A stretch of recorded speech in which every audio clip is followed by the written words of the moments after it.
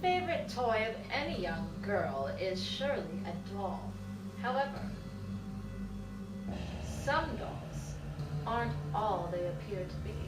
Some of them are a little mischievous. After all, that is the case with Annabelle the doll.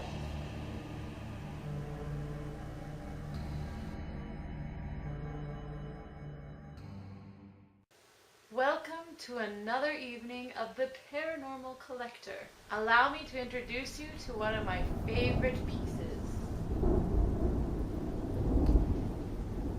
This is Annabelle the doll. She looks just like your average Raggedy Ann doll, doesn't she? Well, if you thought that, you would be terribly wrong, because in the 1970s, she caused quite a stir.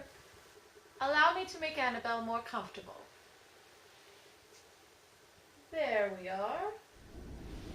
Perfect. Now our story begins with a young woman named Donna.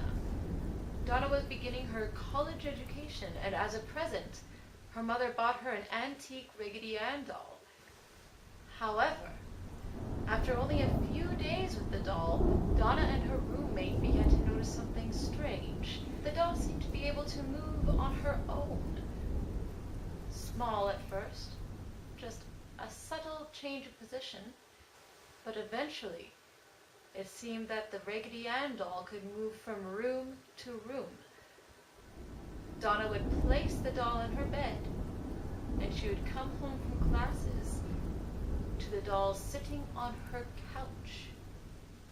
One day, when returning home from classes, Donna found the doll once again in the wrong room. At this point, it had happened so frequently she found it almost typical, with the exception of one small detail.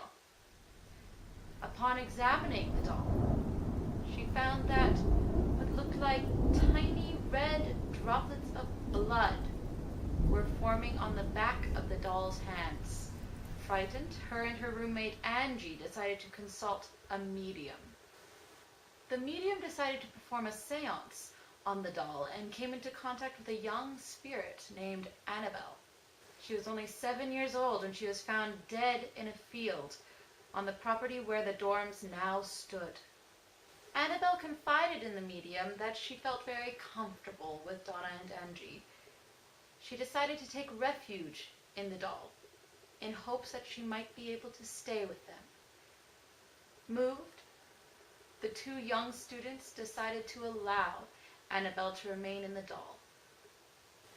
Donna and Angie also had a friend named Lou, who happened to be present while Annabelle was being brought into the apartment. From that very first encounter, Lou felt that the doll was evil and wanted it gone. However, feeling compassion for the young Annabelle, Donna refused to let the doll go. Lou awoke one night in a state of panic. He was in a state that we would call sleep paralysis, and he was unable to move anything but his eyes. It was then that he saw Annabelle at the foot of his bed. Slowly, she crawled up his chest, and within a matter of seconds, was strangling him. At the point of asphyxiation, he blacked out. And that, my friends, is the terrible story of Annabelle.